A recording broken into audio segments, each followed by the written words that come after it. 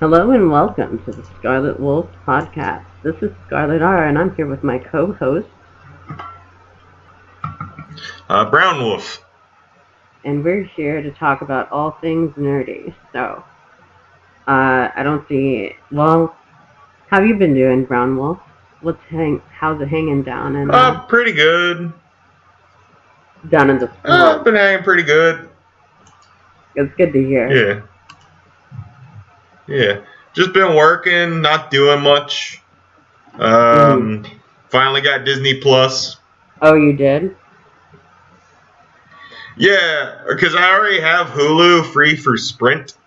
Right. So I found out I could get the Hulu, the big bundle where they have like the ESPN and the Hulu and Disney Plus all together. My dad likes sports, so Oh yeah. let him use that. Yeah, I've never really been into almost. sports, so the ESPN bundle. Yeah, me neither. Like, I mean, part of me Yeah, was, but not really. Not like I'll watch a game with my dad very so often. we tried going out for different sports teams a few different times. Let's see, what all did we do? We did swimming. We did baseball when we were younger. We did diving. Yeah, and touch football in middle school. So we did a lot of sports actually, but we sucked at all of them. Yeah, same. I did like t-ball when I was real young. I'm trying to think, flag football, a little bit of like track. I didn't actually was on like a track team. Track! I forgot about track. We did track for a semester. Yeah. So yeah, not much else doing. I've just mostly been using it for The Simpsons. So I'm eventually going to get around to The Mandalorian and all that.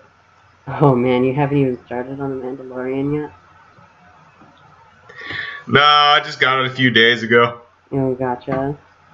So, do you want to start with that? I'm one of those people who... Oh, sorry. Go ahead. I was going to say, do you want to start with Disney Plus? Do you want to cover what you've been watching there? Oh yeah. Again, it's pretty much all been Simpsons. Once I start watching Simpsons, I go kind of down like a binge hole. Oh, gotcha. Yeah, I'm stuck on the first season. I'm watching it, and it's like a decent show, but it's clearly not what everybody loves about the show. So I'm actually curious as to like where I should start if I want to get to the good stuff. Because there's so much. What, Simpsons or? I'm talking. Yeah, I can help you with the Simpsons, I guess. Yeah, I'm sorry. That's what I mean. So season 1's not bad. It's not what the show is, honestly, because they were still kind of figuring it out. Yeah. Where you want, I would say maybe season 3 is probably where it starts getting its stride. And then like season 6 and 7 are probably like some of the best episodes.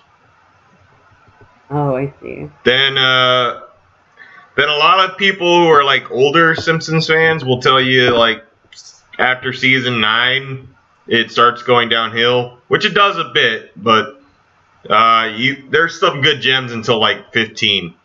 Once you get into like the 20s, those are not great. Gotcha. I'm trying to think how to compare it. Did you ever watch any of the later seasons of Family Guy or like SpongeBob, I guess?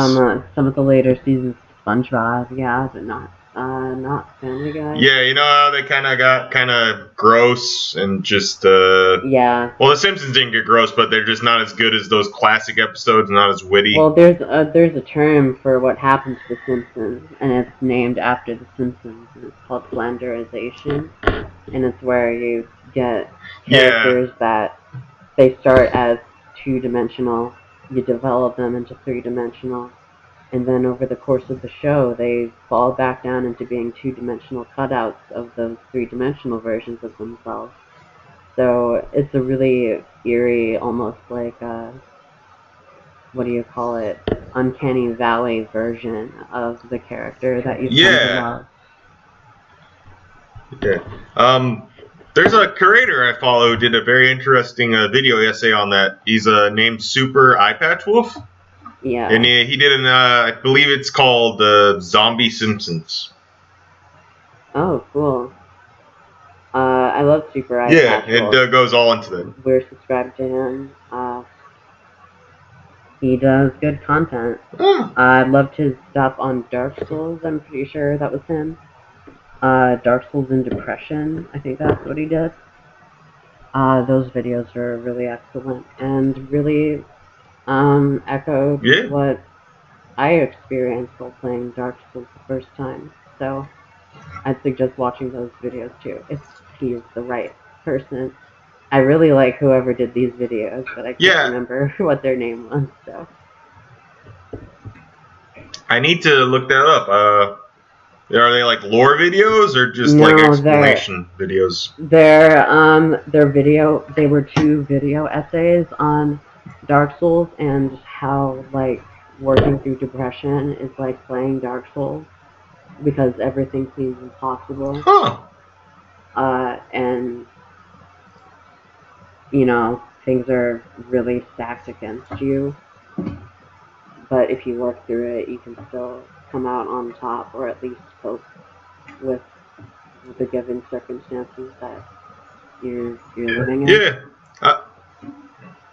I've never really, unfortunately, played Dark Souls. It's just not my style of game, really. Yeah, that's okay. I still totally suggest trying it, just in case that like something clicks. Oh yeah, I'll definitely watch it. Because I didn't think that it would be my style of game either. I play a lot of games on easy I usually just watch. Oh, sorry. It's okay.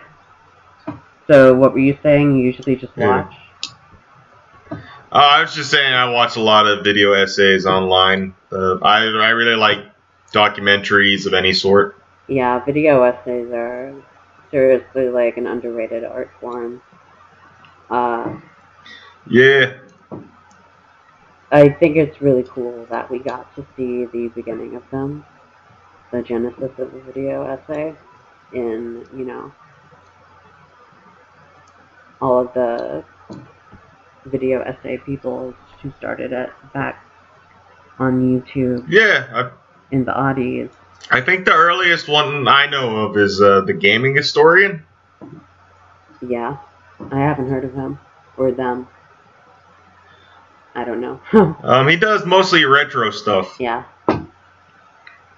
But I believe he started around, that era of like the angry video game nerd and all those guys. Yeah, Doug Walker and all them. Doug Walker. Yeah, I said it. I said his name. I did it. Now he's gonna show up behind you. Oh God, no. Have to get Guru Larry to save you. I think he's still the only one still left on that channel. Guru Larry. Yeah, you know how the Nostalgia Critic had like his own website or something for a while? Yeah, I do. I was obsessed with that guy with the glasses actually for my teenage years. So Oh, me too. It. Oh, okay. Yeah, that's how we ended up here. But after that whole controversy, all those creators left except Guru Larry. Guru Larry only stayed to just say he was the last one on that site except Doug. Oh, that's hilarious. He doesn't even load it. Yeah, he doesn't even upload content there. He's just like, yeah, I just wanted to say I could. Wow. So he was the last one on that guy with the glasses. Yeah. Now I know. That's cool. Yeah. It's a shame. I used to really like his content. Who, Doug Walker or Guru Larry? Doug, back in the day. I still watch Guru Larry, honestly. Oh, I watch Guru Larry all the time. Him and, oh God, who's that guy he always makes videos with? It's that guy who makes all the, top 5 bad Kickstarter videos. Oh, I don't remember his name, but those are good videos. Hold on, I'm Googling it real quick. Should just come up. Yeah, totally. I can try, while you're Googling that, I can try and find the Dark I think I found it. Dark Souls and Depression. Oh, it's Slope's Games Room. Can you say that again? Oh, Slope's Game Room. Sloping Room? No, Slope's Game Room. Slope's Game Room? Sorry. Yes. I don't know why it's cutting out so much. Yeah. That guy, I actually always, anytime he releases a new video, it's like the first click for me. So, what have you been... The main thing we've been doing is audiobooks since our new job, which is at a grocery store. We're wiping down all the carts that come in and out. Or at least we were doing that before we moved to night shift. Cool.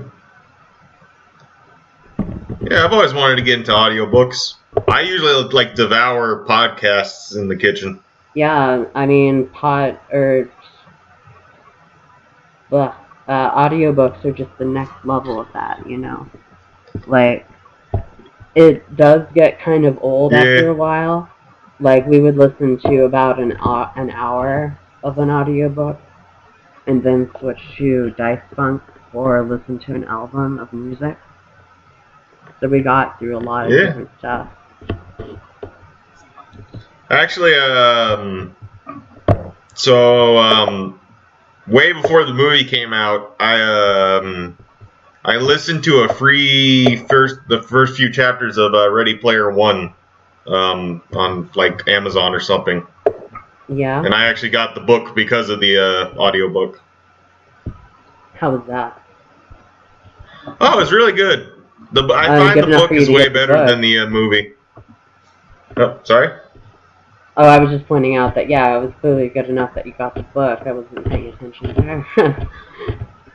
Yeah. The movie's alright. I think it could have been better. Yeah, when I saw the movie, I kind of freaked out because crossovers are a really big thing for me. I just love crossovers, even if they're bad. I still think that they're really fun. Like, Kingdom Hearts was the main game that I was obsessed with growing up. Like, more than Sonic the Hedgehog, more than Mario, more than anything else, and it was because, like, it was a big mashup of all my favorite things. And then Smash Brothers came out, and I made, like, my own story for Smash Brothers. Yeah. Well, in the book, it's heavily 80s leaning, because I guess the guy was probably from that era who wrote the book. Yeah, he is. But, yeah. But, in the book, it's more subtle. You know, it's like playing VR chat. It's like, you know, yeah, there's, Knuckles with the Iron Giant over there, but it's not like, we're not going to spend 20 minutes focusing on it. Wait, Knuckles with the Iron Giant? I'm just joking. I'm just two random characters. What Knuckles are you talking about? The Echidna? I don't know what the hell he is. That's hilarious. Okay. I just needed to make sure. We'll get into it later in the podcast, but I just watched the Sonic movie last night. Episode, honestly, because, like, we're prepared to go into a deep dive on Sonic. I hope you are. Yeah. Other than that, I guess, I would recommend the book. The movie, if it's, like, on TV. Yeah. But, what kind of books were you listening to? Actually, any suggestions? We were listening to, like, a lot of Stephen King. It was, like, like, either we're listening to something horrible or we're listening to something young adult. And there's no real in-between. Yeah. So, it's the same way with his movies. Same with movies, yeah. Yeah. I've seen a lot of Stephen King movies. Yeah, not all of them are good. In fact, most of them are pretty bad. But I love it because of how like the whole universe fits together. Like you can buy. There's a book written on how all of the books tie together, and I have that book. Don't And again, it's like this big crossover thing. don't So most of them take place in Oregon? Like no, somewhere within that region? they take place in A lot of Maine. the movies do. Yeah. Sorry, I thought it was but I always thought that was kind of weird. A lot of the movies take place in Maine. Yeah, well, it's because Stephen King loves Maine and grew up in Maine and lives in Maine. Maine is his bread and butter. Yeah, I've always wanted to visit there or Oregon. That's why I actually get, confused with them. I'll visit Oregon for you. I'm a little bit closer. Yeah, I've considered moving to Portland. Oh yeah, that would be awesome.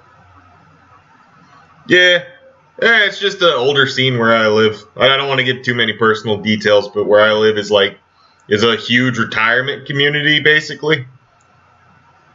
Yeah. So it's hard meeting people in their 20s like me. Yeah, I bet. I can't even imagine, man. Yeah. So any particular Stephen King movie, like King books that you would suggest? So part of me really likes The Long Walk, which is written by Richard Bachman, which is Stephen King's pseudonym. And then Richard Bachman's stuff is always a lot darker than Stephen King's stuff. It's a lot more grim. Like Stephen King, there's hope. Like the main characters usually have hope of some kind. They have drive, But with Richard Bachman, it's horrible things are happening and people are crushed by them. So The Long Walk is about a future where there's a death game every year where 100 men or boys, really, like teenagers, are sent on a walk through Maine.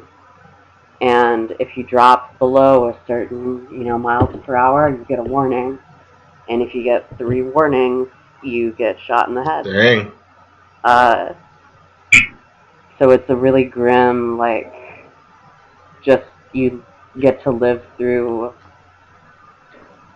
this horrible thing that's happening in this grim, dark future where the only thing that the main character can do is walk forward.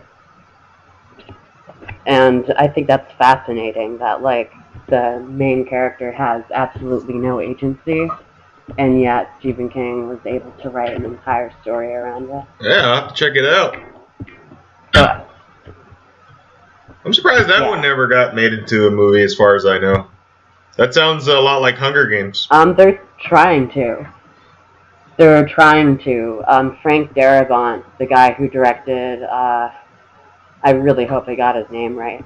The guy who directed The Green Mile, Shawshank Redemption, and The Mist, really wants to do The Long Walk, but he's having a hard time finding studios to pick it up. Wow, really? So, those are all I would say the best Stephen King, non-horror ones, I guess. Yeah, well, he has a great pedigree, doesn't he? Yeah, I'm surprised they wouldn't let him do it. He's still having a hard time trying to find funding. They made the Lawnmower Man, for God's sake, and they won't let him make that? That sounds way more interesting. Yeah.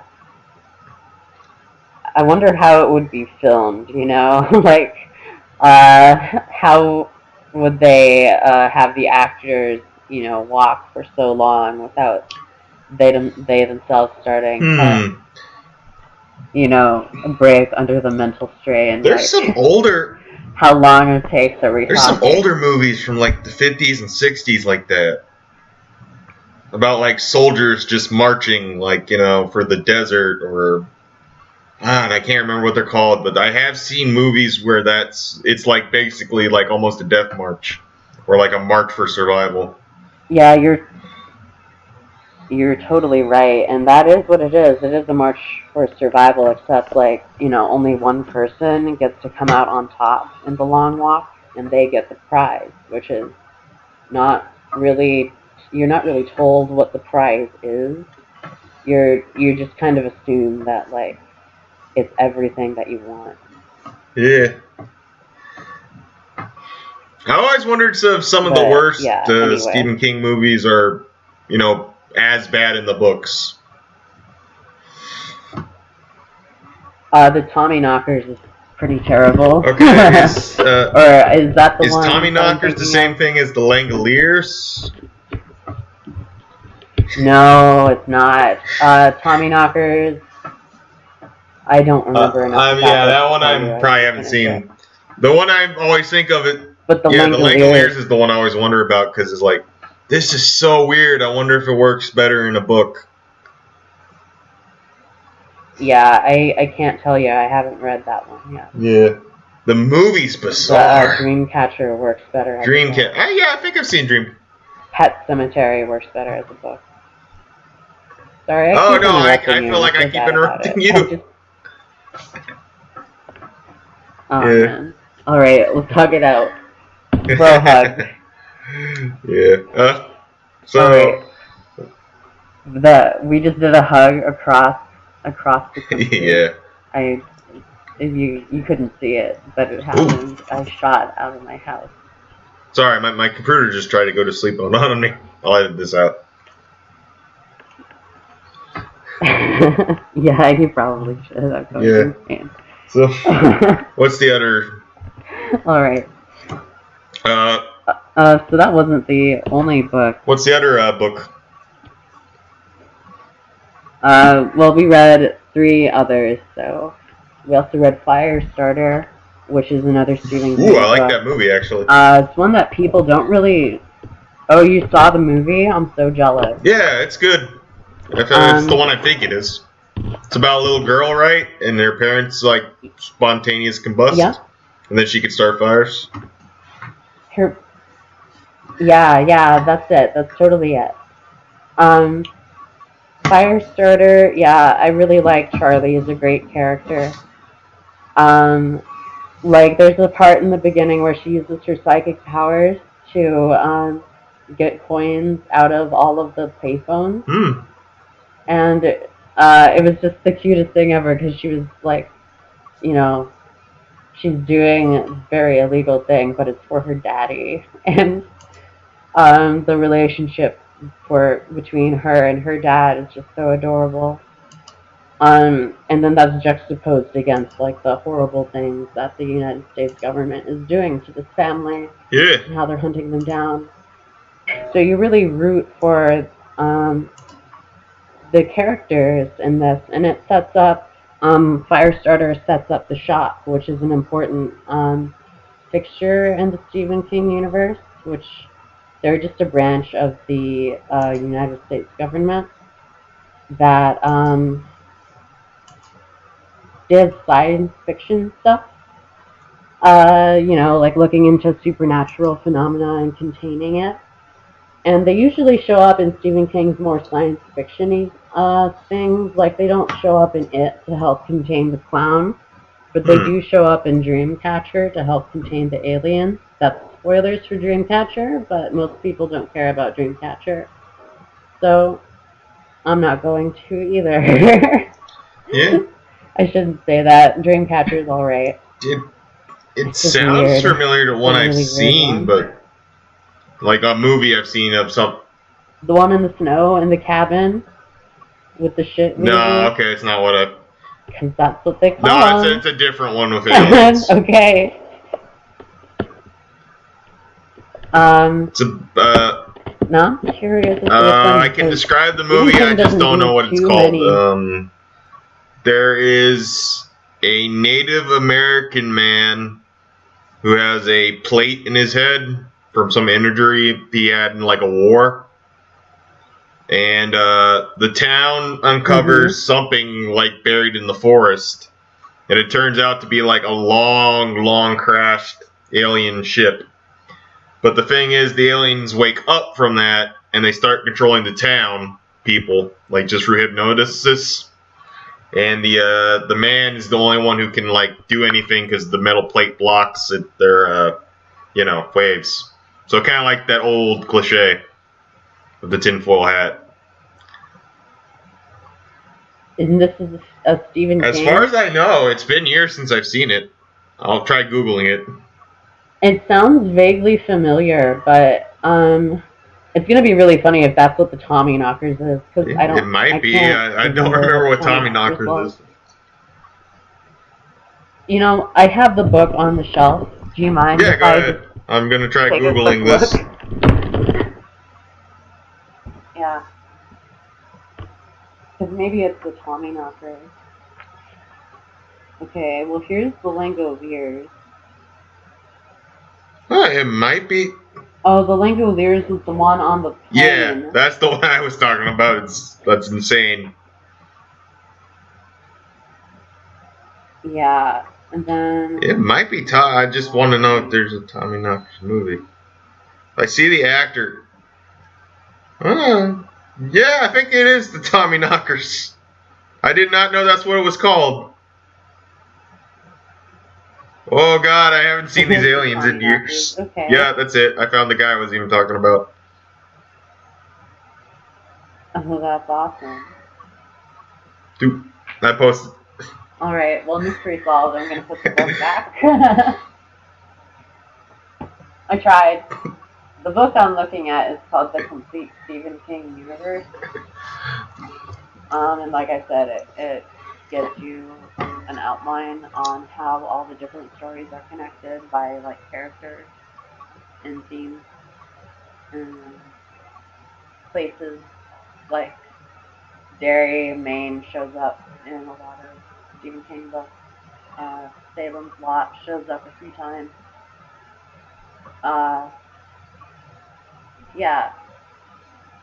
The lady who kidnaps the writer in Misery shows up in a different Stephen King book as a minor character, but like she's only mentioned. Huh. And there's all sorts of things like that throughout. That's one of those movies I can't watch again. But then, yeah. Yeah. That and Green Mile, I have real trouble. I've only seen like one. I love the movies, but I can't sit through that. I'm a Stephen King fan, but I haven't seen The Green Mile or Shawshank Redemption. I just haven't had an opportunity to. The Shawshank I haven't seen really like fully through. I've seen bits and pieces. Green Mile's awesome, but it's super depressing. Yeah. Yeah. I was hoping The Dark Tower would be better. Because, like, that's the big crossover event for the Stephen King universe. That's where the characters start to show up and do more. Like, I won't get into spoilers or anything, but Stephen King starts to pull from very early in his career for that series. So it makes it really rewarding to have read all of his stuff that you know, like, oh, this monster killed all these people before, so that's what these people are now up against. Yeah, that movie was not good though. Yep.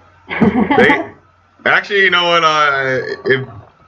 I'll go into it later with the other movie I just saw, but I can't. Why does every movie need to do the cliche where they have to go to New York or whatever and meet like a kid?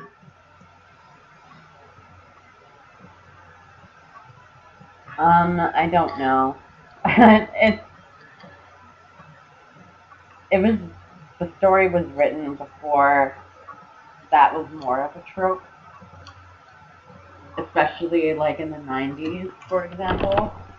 Because like when I think of, oh, they have to go to New York, I think of like, I don't know, the He-Man movie. Yeah.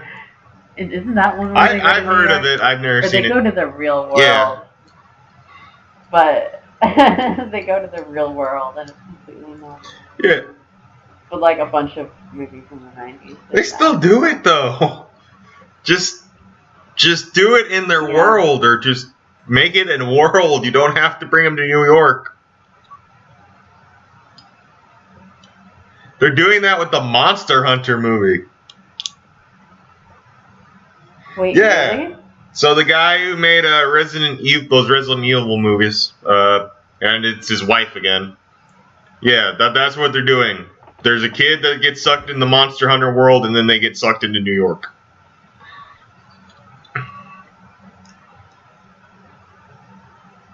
Wow, that doesn't sound like it'll No, be good. I'm not a huge Monster Hunter fan. It's just like, come on, guys. It's giant monsters and people fighting them.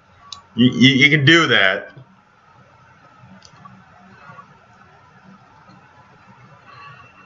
Yeah, it wouldn't be too hard to do it in its own kind of setting, but I guess they want to ground it in some way for the mainstream audience. I guess.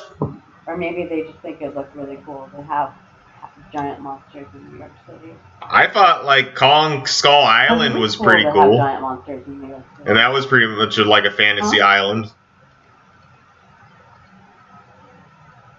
Kong Skull Island. Oh, I don't know what you're talking about. Oh, that's really cool. So it's in those newest Godzilla films. It's like a trilogy.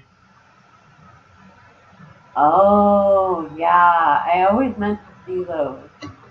Yeah, that one's really cool because it's not the typical King Kong story where it's like 1930s and they're going to, capture him and whatever. It's just this group of and it's just like at the end of the Vietnam War, it's like a group of Vietnam soldiers accidentally or like they're on a mission to just get photographs of this island. And then their helicopter gets taken down because they start shooting at a King Kong the size of this Chrysler building. It's like the biggest King Kong I've ever seen, ever done. And then it's basically Apocalypse Now. If you've ever seen that movie for a while, but with monsters. Yeah, I love that movie. Yeah, it's definitely worth it. I think of all those new Godzilla films because they're like a MCU style kind of thing. I think that one's probably the best. Yeah. I'm always a sucker for MCU style things. Well, just the cinematic universe kind of thing. Yeah. Gotta love them. Except not. I get why people don't like them. But yeah, I always will. Okay. So anything else you've been watching or doing? Well, we also listened to The Stand, which is one of Stephen King's largest books. I'm sorry, what was that? It's one of Stephen King's largest No, I mean, books. What was the title? You broke up a little bit. 1,000 pages. Oh, The Stand. The Sting? The Stand? Okay. Yeah, The Stand. That's it. It's about a virus that destroys the world, and then the people who pick up the pieces afterward.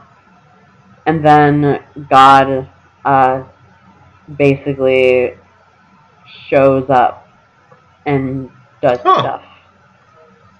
So it starts as just this virus is going to destroy the world, and you get to watch the virus destroy the world, and it's horrible. But then the other half of the book is, just them living afterwards and trying to deal with not having medicine anymore and getting electricity back on and repopulating and stuff like that. Huh, I actually might be interested in that. It's people really suggest it. I didn't like it as much on my second reading. But the first time I read it, I was completely enchanted by it. Yeah. And then, the last book we finished was the Terry Pratchett novel. And it's so wildly different from what we've been reading that it's kind of embarrassing. But it's called The Amazing Morris and His Educated Rodents. And it was a really cute little book.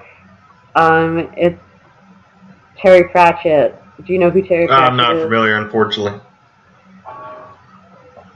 Oh, he's a British humorist. Huh. So his writing is just hilarious.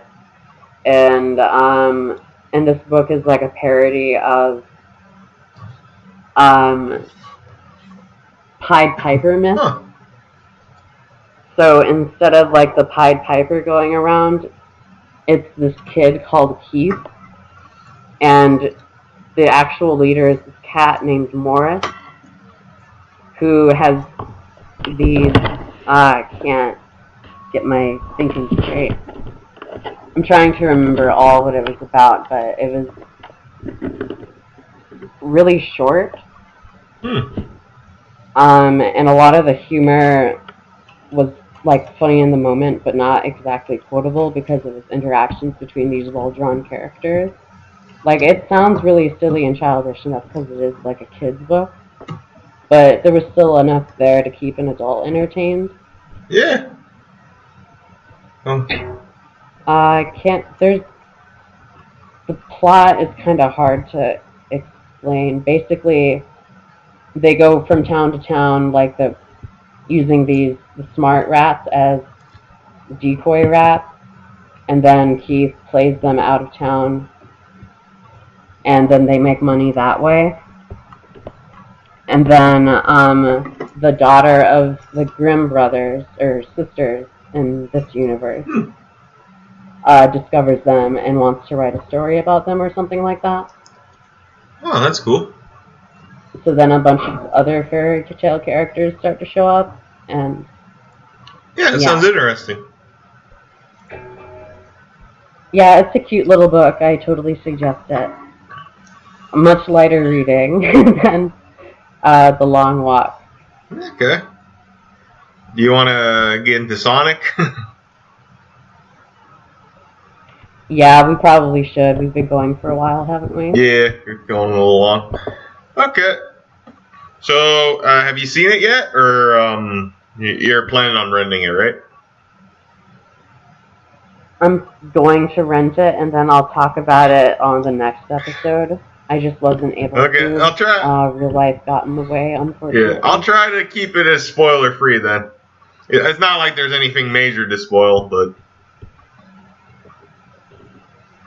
Okay, and then we can have a spoiler discussion. Yeah. When we're on the next one. So, okay. Great. So, going into that movie, it shouldn't work, but it does, is the thing. That's how I would best describe it. It shouldn't work, but it does? It is. So is that a recommendation? Yeah, it's a recommendation. It's one of those things where it's... Okay. It's the most cliche 90s movie you could think of. Or like if they made a Sonic movie in the 90s. Yeah. I will... This is... Oh, go ahead. Wait. They made a Sonic movie in the 90s? If they did make one. Like if they made a live-action Sonic movie like Mario. You know what I mean? Oh, you're saying this is like... If they had. That, right? If you get what I mean. Like, imagine the most... I was a little confused there. Imagine the most cliche live-action video game movie you could think of.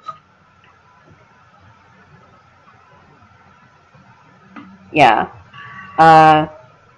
So the most cliche video game movie I could think of is like the plot of the game, but with fart jokes and stuff. Like jokes that appeal to the masses.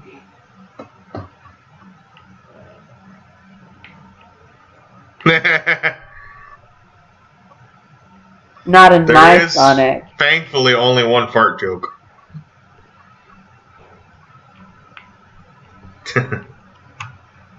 No, not my Sonic. I immediately disowned. It goes off the chili dog joke. My Sonic doesn't fart.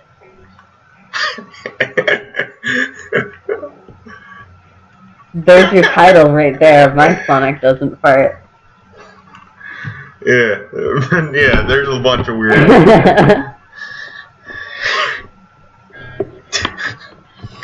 Oh my god. So where to even begin? So the first thing that immediately catches me, and this isn't really a spoiler because it begins at the beginning of the movie, but oh yeah, it basically does the Teenage Wasteland opening, if you're familiar with that. Yeah, it's like, oh hey, it's like the finale of the movie, like just kind of showing a bit of it without context. It's like it's a freeze frame. It's like, hey, I bet you're wondering how a blue hedgehog ended up in the middle of San Francisco fighting a weird mustached man. Right. Yeah, he narrates at least that Sonic. part. I bet you're wondering how I got into the little intro here, part of it. That kind of thing. Yeah. I'm a blue hedgehog. Look at me. Wow. It is almost entirely that. Yeah.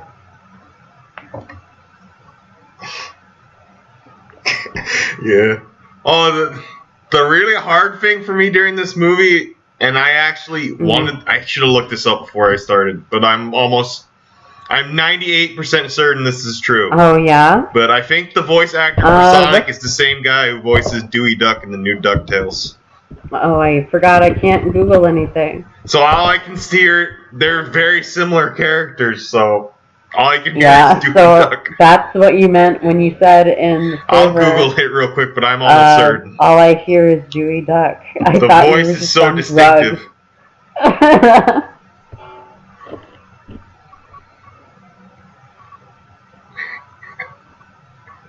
Nah. Let me see. Ben Schwartz. Yeah, he voices Sonic. Yeah. Well, I was right about that. There you go. Oh my god. But yeah. So yeah, it's really funny. It does a lot of funny things with it actually.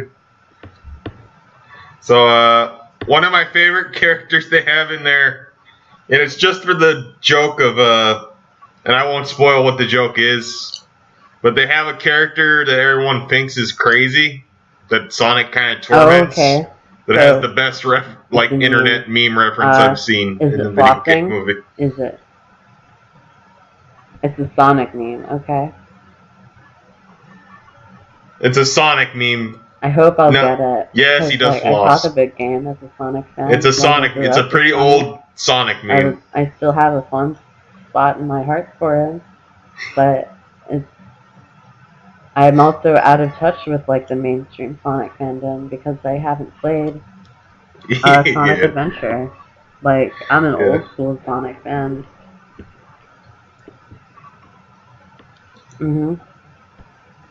Yeah, I want to definitely talk to you when you see that movie, because there's a lot of lore in that movie about where Sonic comes from and the world he comes from. Okay. And how he gets to Earth. That I want to actually ask if they made up, or is that a real thing in the games? I really don't mind spoilers for the Sonic movie. I'm not worried about. Okay, I'll tell you. It's gonna spoil. Okay. Okay, so Sonic does come from Green Hill Zone, but he was raised as a baby by a giant owl. I'll wait until you're done. Knuckles. Oh, go ahead. Yeah. Well, anyway, so Knuckles' family, race, tribe, they look like Amazon, tribal warriors. Eventually find Sonic. They want to take his power for some reason. So the owl uses some kind of little rings he picks up to transport him to Earth. Because the Knuckles clan basically attacks him and then kills the owl. I'm on board. So it's like is his that mom, the end of his origin? Which is really weird.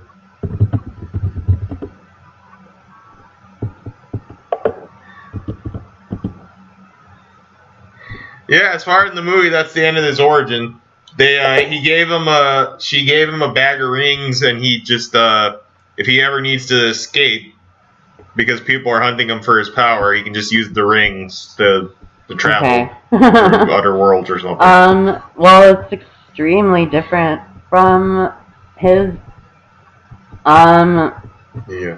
how he came about in like the original Sonic Bible of the games, and I'm talking about like the Japanese games. The you pretty much have to look that up on your own because it's so crazy that I'm pretty sure I imagined half of it. I will. Basically, like, if I remember correctly, there was a scientist, and it's like it takes place in America, and Sonic starts out yellow, and then because of some experiment with the scientist and a chili dog, he turns blue. But that's barely what I remember. And this is like early concept of Sonic. Very early concept. Have you ever heard of any of that? Okay. That's heard true. that Eggman is called Eggman because he fused himself with a rotten egg. That's about the only thing I know about Sonic. I think it was an accident. Not that it makes it much better. But yes, he did fuse with an egg. And that's why they call him Eggman. Okay. In one version. The thing about Sonic is that there's like several different origin stories for him. So like there's the Sad Egg M origin story. There's the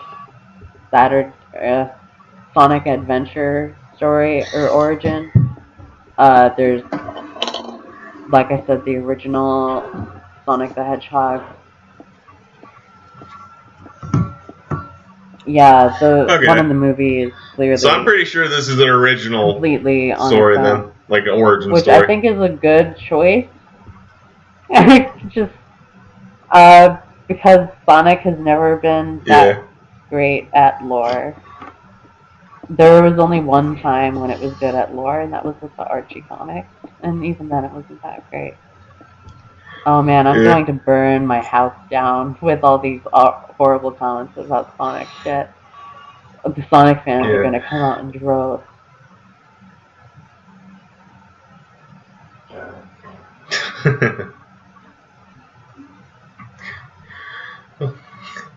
Yeah. So the other highlights of that movie are like, so because of all that, Sonic's been kind of just hiding in this one town, and I guess I'm gonna assume he's a young kid or teenager by the time the movie starts. It's not very well defined, but he has crippling depression and loneliness because of it, obviously. Because he's never like interacted with another person. Sonic and the Owl? He's just been kind of like watching this one cop dude his like whole life. Right. Okay, and then he was the owl still died a baby, saving him, like sending him to Earth. Okay. When he was a baby. Yeah, probably not as cute as. And I know he's like, there's a really weird, creepy looking baby Sonic.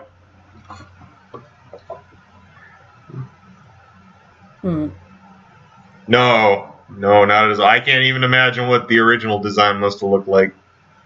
So you were saying? Yeah. Yeah. So I'm trying to think. Sorry, my brain's kind of scattered with it, but the one thing I love about the town he ends up in.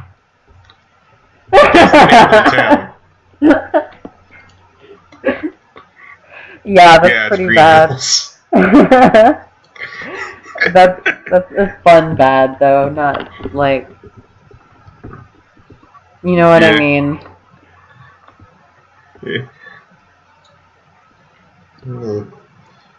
Now I have to say, Jim. So the other thing I'll say before we do the spoiler discussion, like when you see it next podcast. Oh yeah. Jim Carrey. I was hoping. God, he's amazing. I was hoping he'd be good. Movie. I'm actually not a fan of comedic. Eggman. I much prefer Eggman. Well, I prefer him when he's Dr. Robotnik, which is to say evil, and like actually evil. But that only happened in the Sonic Saturday Morning cartoon and the Archie comics. So, anyway. Oh, good. He should be it happens in the just better. In the newer comics that I read, anyway. Actually. So,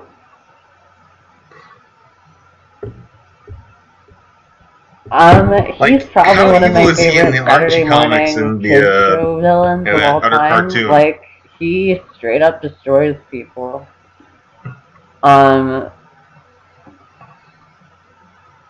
Well, he roboticizes, like, most of the cats. Like, the reason why there's such a limited cast is due to budget. But they explain that away by, like, saying, like, no, all of them have been transformed into robots. And then they show the sequence that they get transformed into the robots with. And it's horrifying for children. And he's just sitting there laughing with these glowing red eyes and this deep, horrible voice. Yeah, no. Jim Cummings is one of the best voice actors that we have, and he did a great job voicing him back in the day.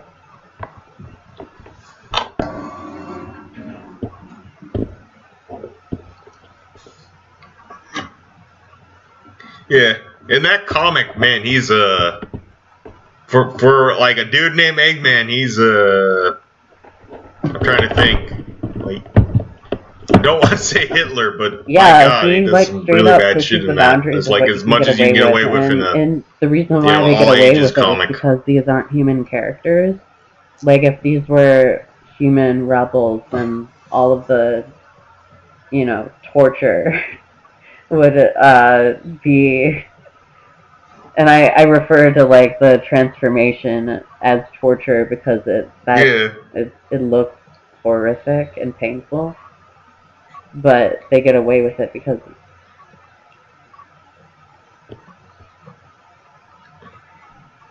I think they brought that back in the comic I read. Because it's not exactly like him turning people into robots. Yeah, but he made like a plague or something that like turns everyone into like metal zombies. In the original, it's a chamber that he puts you into. So there was an assembly line. Anyway. Okay, so with the I do have some complaints with the movie. They're never going to make the Sonic movie that I want, which is just an like, the Sonic movie I want is like, the 80s Transformers movie. I want that. Yeah. Well, you might get it. This isn't a spoiler. There's a very obvious sequel set up for him just going to his regular planet. Okay, that might be neat. It would be interesting to see what, like, a mainstream American studio does with Sonic. I mean, Sonic lore, just because that's a no-go for so many people. Yeah. So, I'll say this. It has my biggest complaint has a very forced conflict. That doesn't even last that long. Maybe like 3 scenes. Is it the liar reveal? But it comes out of. It's not even a liar revealed. I don't know how you would say this. It's like, oh, you betrayed your principles or your like family or something, kind of thing. Does Sonic betray his principles? No, and this is my second, like the part I'll say. I really hope if they make a second one, they don't bring back the cop guy. The cop guy? his co-star. Oh. Yeah, so he has a co-star through the whole movie. I don't know who's the human character about the new Sonic movie. I don't know anything about the plot. I know some guy helped Sonic go somewhere. That's it. And I know Eggman is working with the United States government. That's pretty much it. You could have literally put like glasses on a piece of white bread, and it would have been the same performance. For that guy. He's so boring. He's so emotionless. That reminds me of a short There's film. some good bits with him in Sonic, Sorry? but what did you say? Putting glasses on a thing of white bread and putting that in the film reminds me of a short film that I did, where instead of that, it was milk. And the milk was going to the store to pick up some human to put in his cereal.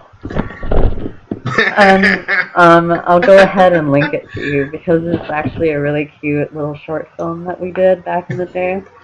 I'm in it as one of the dead milk guys. So I'm excited. Yeah, I did see that. So what else? There's a lot of product placement. Oh, that's too bad. It's to be accepted, but expected, not accepted. Oh, I mean, it's it's not like in the background kind of thing. I mean, it's like they stopped the movie to do it. That's so frustrating. Is it as bad as the trans? I mean, I'm gonna literally do one. It's literally two characters. Like, I think the joke is, the only app I have on my phone, other than the ones that it came with, is the Olive Garden app. And then his girlfriend replies, "Oh, because when you're at the Olive Garden, you're family." That's disgusting. Man, that's really bad product placement. Oh my god. Capitalism? The movie ends with a product placement, kind of. Well, is it an ad for the next game? Because that would actually make sense. No, it's another ad for Olive Garden. Did my thigh get caught on the mic? I really hope it did, because it was a big one. I don't, a little bit. I'll fly bigger next time. Yeah. Yeah. I think the other one is a Zillow ad. Like, the apartment hunting site. I used it and was unsuccessful because everything was out of my price range. So, Zillow does not have a good connotation in my brain. Fake Sonic movie. But no thanks. Yeah, it's just funny. Yeah. Yeah.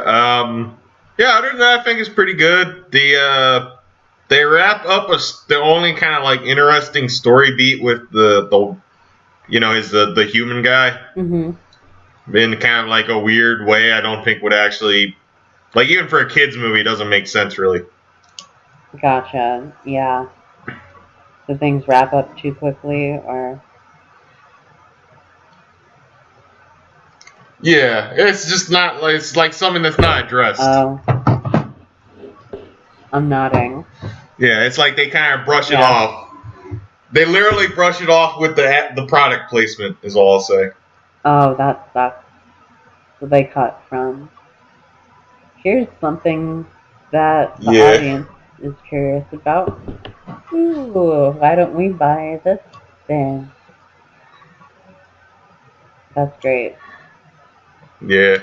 Yeah, it's pretty good. I would say the other thing that's not a complaint, but I will say the sort of like conflict is pretty predictable. Like the final battle thing is kind of predictable how it would go. Yeah, that sucks. Does he use the Chaos Emerald to go Supersonic? No.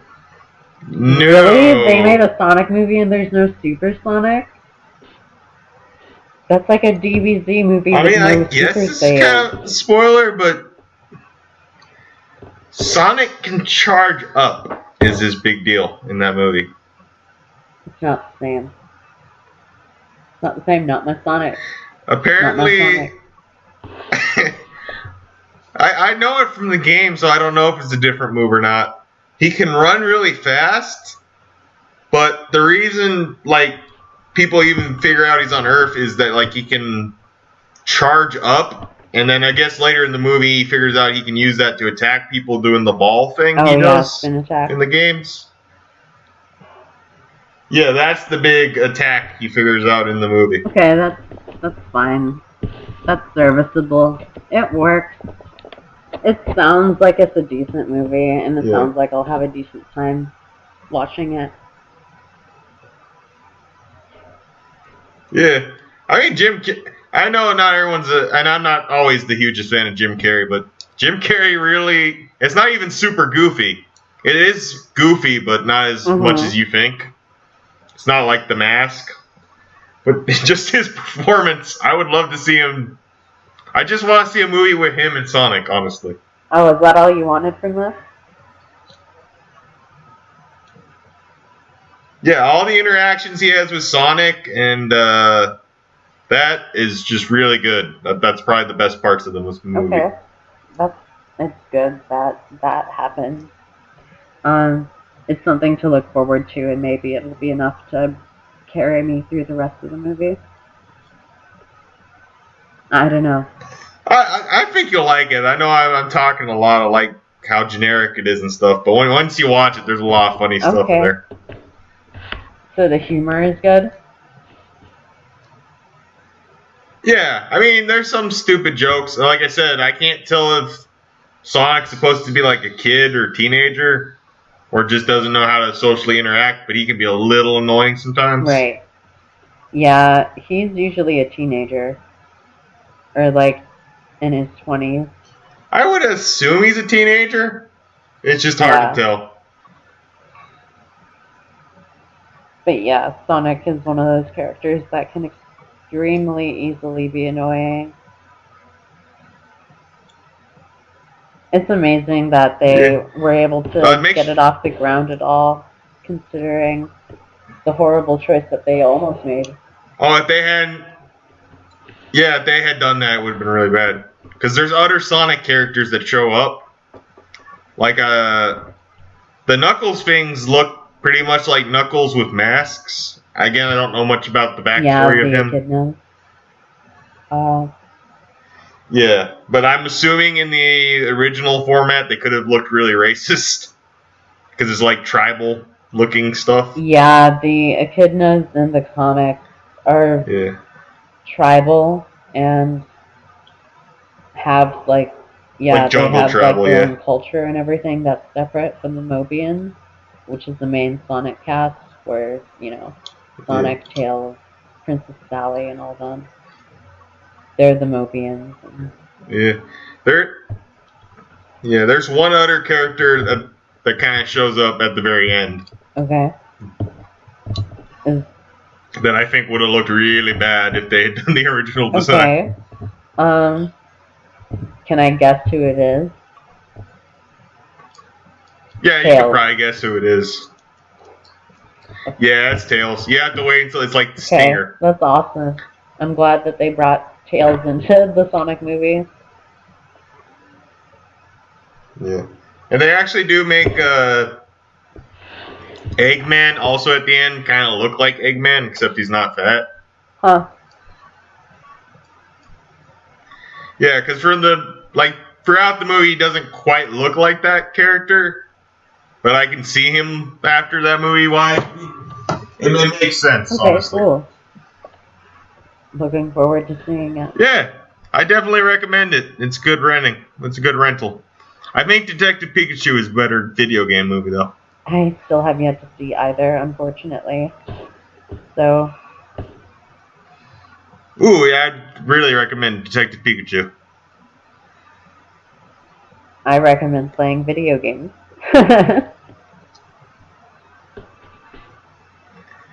Yeah, I'm debating whether to get RE3 or Final Fantasy. Oh, yeah. I'm getting Persona 5 Royal, and I already have Danganronpa, which I was going to talk about during this segment, but we'll see if we have enough time for it. Go ahead. We'll just skip news. I don't want to make sure that we both talk about. I'm still playing Danganronpa. That's the thing. So this will give me more time to really. Okay. Well, I guess we'll just go into the news real fast. I'll probably combine some of these. All right. So with that, let's just get into the news. Okay. Let me see. I'm going to combine two here because they're similar stories. There we go. So Disney has announced 2 live-action remakes on their, live-action train. The first is Robin Hood, and the second is one of my personal favorites, Hercules. Wait, okay, the one that surprises me is Hercules, because Hercules didn't do all that well. I still really enjoyed Hercules, but when you stack it up next to the other Disney Renaissance movies, it doesn't have the same amount of clout. It didn't win any awards, as far as I know.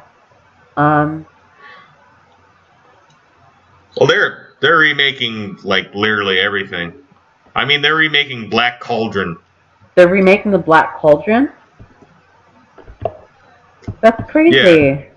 The one you'd think they would never touch again. Yeah, that's actually really cool. A Black Cauldron level in Kingdom Hearts would be amazing. So if they do a remake of the Black Cauldron and drum up some interest in the original. That's forever what I would have them do. I want them to remake the movies that aren't as popular. Yeah.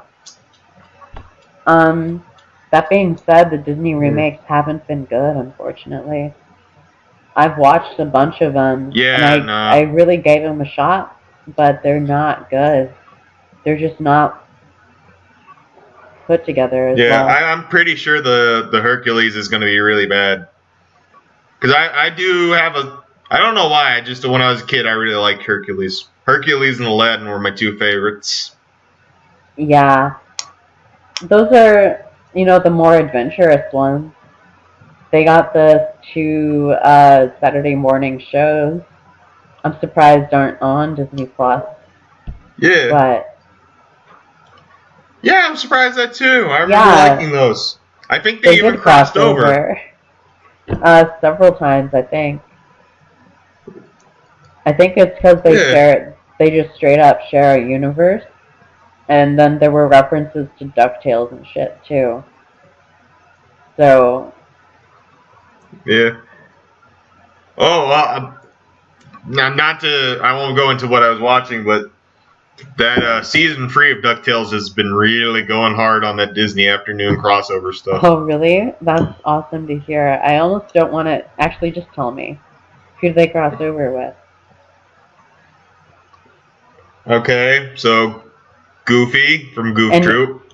Max hold on. And this is the new version, right? Okay, yeah, so Goofy shows up. Yep, and shows off that the actual Goof Troop is canon. I mean, Goofy movie is canon in that world. That's awesome. Rescue Rangers. Oh, okay. They already did Darkwing and Gummy Bears. Oh, I didn't. I know they're doing some of the other ones. I didn't know they did Gummy Bears.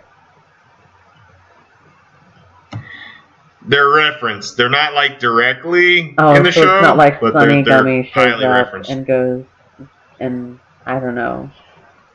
No, they're like ancient civilization they talk about, if you get what I mean. Oh, that's really cool. That's what they are in the original show, too. The ancient gummy civilization. Yeah. The villain wants their bouncing liquid or whatever. I can't remember. It's like some potion or something.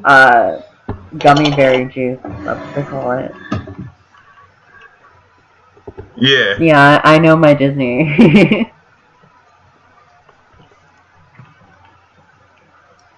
Yeah, I think they're apparently supposed to do every Disney afternoon show except maybe Bonkers. Yeah. And I guess Gargoyles, because I actually don't know how the hell they would do Gargoyles. Yeah, that would be difficult unless they only did the Gargoyles and like not Elise or Elisa, whatever her name is. But even then, it would be bizarre. Oh my god! Actually, wait, they did do. Okay, this is spoilers, but they did do humans. Oh, no way. So there's the episode with Goofy has also. They're trapped in a 90s sitcom called The Quack Pack. Yeah, that's another Disney afternoon show. Yeah. You know, and who traps them is actually the genie from the DuckTales movie from 1980. Whatever. Wait, really? That's awesome. Yeah. Yeah, they're going deep on the references. That's really cool. That's something I always love about Disney when they really pay homage to like their old characters and everything. Yeah.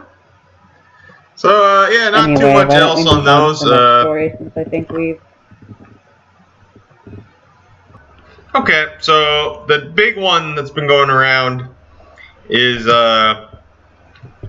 both Regal Cinema and AMC, two of the biggest theater chains, are claiming they're never going to show Universal films again once they reopen. Yeah, when I saw that, I was like blown away. But that was back when it was just AMC. Now it's another conglomerate. So now things are serious. Like, what's Universal Pictures going to do? Are they going to go back on it? I hope they don't. I think it's a dumb move for the theaters.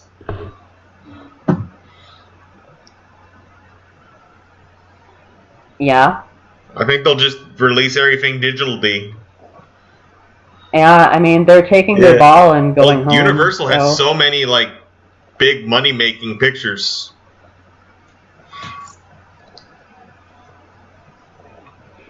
Yeah, like, why don't we list, like, their main franchises? Yeah, I looked at them earlier. They're, Jurassic Park, Fast and the Furious, James Bond. Okay.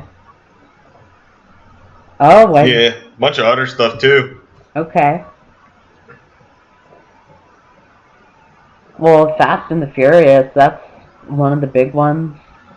I've never gotten into Fast and the Furious, but I've always meant to. Just because they've been around for so long. Like, there's got to be something worth looking into there, right? Right? Right? I hope.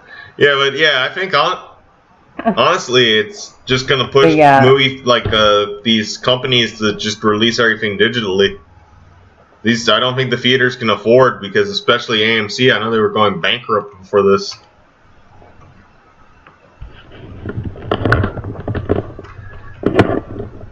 Yeah. I'm not sure what's gonna happen. I do know that we'll be seeing more studios release movies directly to streaming now. Okay, I guess we'll do one more story and then we'll wrap up, just not to make the podcast too long. Okay, let's end out on a happy note. In Japan, there's a retro gaming, I guess, society. And to help kids that are staying at home, they gave away about 100 Super Famicoms to them. Yeah, I thought that was cute. And it goes to show, like, what a robust console the Super Famicom was. That there were still 100 of them lying around. Oh yeah, I imagine it's, especially in Japan, it would be very common to find them. Yeah, it is. And it's because it's such a well-built system. Yeah. Like, those things are sturdy. So, yeah, I guess there's not... That's what they say, at least. I've never owned one. I think I you'd always have to wanted get an to own adapter one, or something, right? Because of the regional lock. Or I guess you just have to get Japanese games. That's true. I was just talking about getting a Super Nintendo, though. I know the Super Famicom and the Super Nintendo are different. Like, the Super Famicom has, like, PC yeah, I think there's slightly different architecture in there. Yeah. It would be cool to have either one. Okay, well, I think... Anyway, I really want to... go ahead. I really want to talk about the Cyberpunk. Well, no, you go ahead, because it's your story. It looked really interesting. So, let me skim through to get the full details on here, because it's been a while since I read this one. Oh, okay. Yeah, I didn't get a chance to look basically, at it. I was able to look at all the other ones. Basically, the rating boards are saying Cyberpunk 2027 is going to have like one of the most explicit contents they've seen in years. Let me see. There's a list here. Weapons. I'm trying to find the.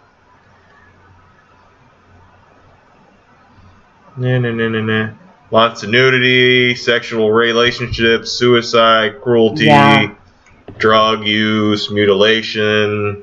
What the hell is sexual exploit?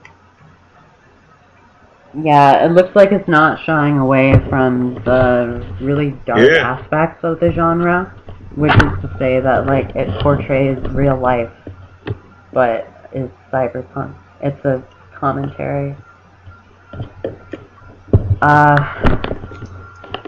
I'm curious as to what it actually means, like what is going to actually happen in the game.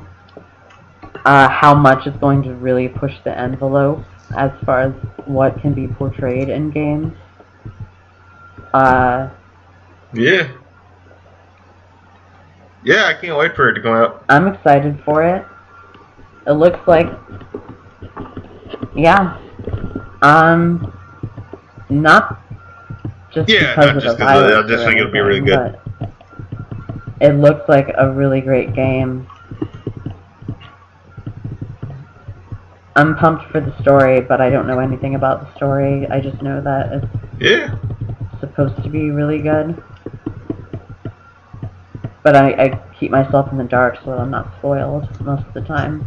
Which is a problem when you run a podcast, so I might change that coming up. Maybe I should be spoiling myself a little bit more. So, is there anything else you'd like to talk about, or are we good in there?